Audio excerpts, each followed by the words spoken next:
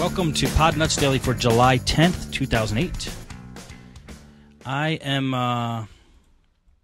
going to play some calls today. There actually was two calls. One from guess who, Mark, and I'll keep playing Mark's calls as long as he sends them in. That's great.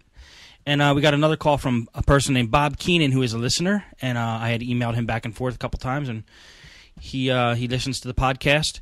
I'm going to play his call actually right now and then go into the story of the job that I did today because his call is directly related to the job. So let me just hit play here, and we could listen to Bob's call. Hey, Steve. This is Bob Keenan from Copyright.com. I emailed you a few times just to congratulate you on your show. And I just wanted to make a quick phone call to you about, I believe it was episode 30. You were talking about the woman business person who needed to run parallels on her Mac, and you asked anyone if they had any ideas about an N-rated router. Well, being that she has a Mac, I would recommend that she get Airport Extreme because it's got great range, as I found with a few of my customers, and they've had the homes that are quite big. And it also has a USB port on the back, so if she wanted to, she could plug in a printer to that and have wireless access wherever she is to the printer with multiple computers. Or even Time Capsule would be a choice because it has the built-in time machine, the hard drive built into it, so that would solve her backup problems if she needed that also. I just wanted to place a quick phone call. I hope that helps. And thanks again for your podcast. Bye-bye. Thanks, Bob. Actually, that helps very, very much. I just wish I would have listened to your call before I did that job today because I think if I got the Airport Express, it would have helped me a bunch. I ended up getting actually a Belkin wireless N router over at Staples for like $60 on sale. And I bought a router instead of an access point because I didn't know if she had a router actually set up in the house at all. And it turned out what she did have was she did have an Airport Extreme, an old one from 2003, and that was feeding into a switch, and then there were some wired computers, and then there were some wireless computers. Well, anyway, to make a long story short, the Belkin N didn't reach to the other side of her house, so I actually had to take the Airport Extreme that she had and was using as her router, and I tried to set that up as an access point on the other side of the house because she actually had a hardwire Ethernet from one side of the house to another. It was a nice house. I think it was built recently or wired recently, and they had Ethernet in the wall, so that's the perfect place for access points. If they have to have the house wired like that, you can put access points all over the place. I couldn't get the Airport Extreme set up as an access point, however, and I spent about an hour and a half there trying to figure it out. OS X has a application called the Airport Installer Configure or something like that, and I was working with that. And I've never done it. I never tried setting up an Airport Extreme as a access point before, and I just could not get it. So I'm going to just study up on that tonight and then call her back, and then she could probably just do a little quick fix over the on her computer there and get it set up. But I have the feeling that using all Apple products, with the Apple computers, will always be the best bet. So it might be a little more expensive, but I think it'll be easier and work a little better. They did have some PCs hooked up, but they were just hardwired with an internet connection. So I think even having all the Apple stuff, the PCs would run just fine. Okay. All right. Let's see here. So thanks, Bob, for that call. I ran Partition Magic today on a computer. I talked about it a little bit before.